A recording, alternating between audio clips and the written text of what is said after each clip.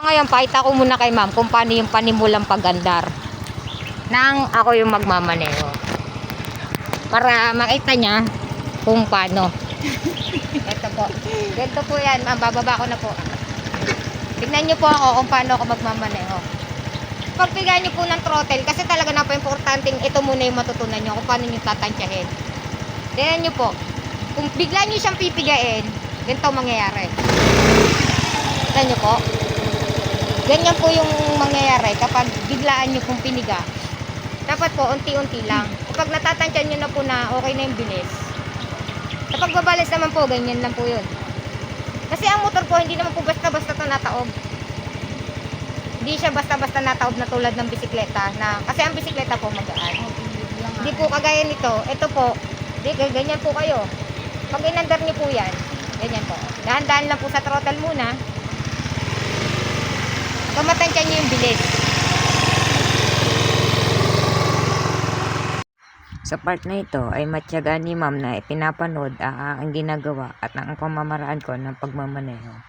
Tinuturo ko sa kanya kung paano yung mga bilis at saka yung tamang pagbalanse sa motor. Tiyaga siyang nanonood kahit sobrang kinakabahan siya. Pawis na pawis nga yung kamay niya nung ginamit niya yung motor. Ngayon, sa tingin ko dahil sa throttle ka muna mag-focus. Focus ka muna sa throttle. Pag-aralan mo muna siya kung paano mo siya tatansyahin. Kasi baka biglang mabigla ka pag andar mo. Basta tanda mo, kung pakiramdam mo, tataob ka. Kung pakiramdam mo, tataob ka, ang gagawin mo is, bababa mo agad yung paa mo. Para hindi tumaob yung motor. Kasi sayang. Never pa itong na-aksidente. Kahit konting gas-gas, wala to. Ano lang yung bayad kasi wala dagdagan. Oo. Wala yan, te. Ganyan ang pag-aralan mo lang. First step, higa ng preno, konting throttle,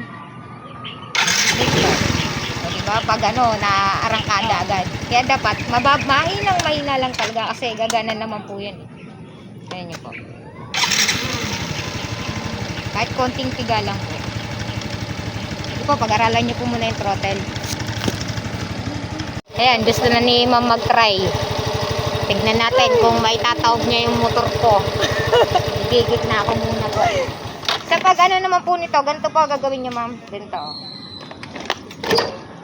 Handa na ba tayong mamatay? Oy, wag tayo, ikaw lang. Ay, tama eh. Ayos tayo. Ayaw mo daw ni ate.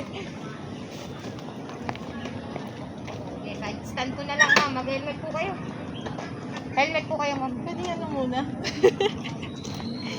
Mag-helmet po kayo. Asa mo Yung